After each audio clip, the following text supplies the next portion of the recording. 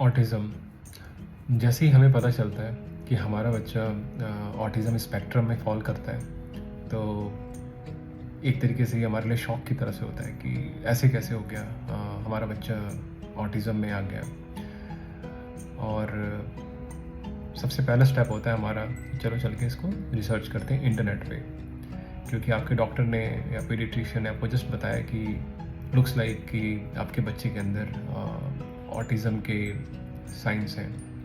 और वो आपको बोलता है असेसमेंट करवाने के लिए किसी डेवलपमेंटल पीडियाट्रिशियन के पास में। आप वहाँ जाते हो, असेसमेंट कराते हो, and then there you found कि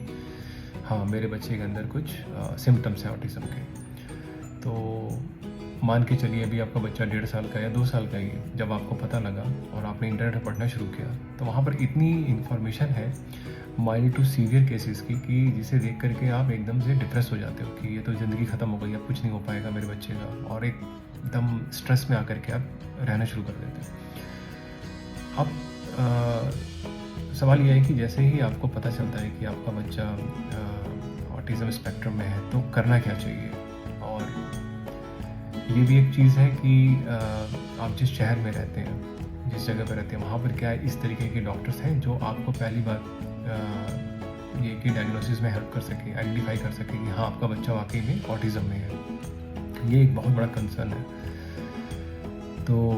एनीवे, अगर आपको पता चलता है कि आपका बच्चा ऑटिज़म में है, तो सबसे पहला स्टेप क्या है। तो बीइंग ए पेरेंट मैं ये कह सकता हूँ कि बेस्ट ये है कि जो भी आपका डेवलपमेंट पीडियाट्रिशियन है, उससे आप कनेक्ट करो, और उसके साथ ही साथ आप अपने आसपास थेरेपिस्ट फाइंड आउट करो। जैसे कि अगर आपके बच्चे के अंदर सेंसरी इश्यूज़ हैं, तो उसके लिए आप किसी ओटी थेरेपिस्ट से बात करो, दैट इज़ ऑक्यूपेशनल थेरेपिस्ट। और अगर स्पीच को लेकर के आपको लग रहा है कि हाँ, डिलेस है, आपका बच्चा बोल नहीं पा रहा एज पर हिज एज, देन आप स्पीच थेरेपिस्ट को मतलब उसके पास जाओ, असेसमेंट करवाओ और उससे थेरेपी शुरू करवाओ। और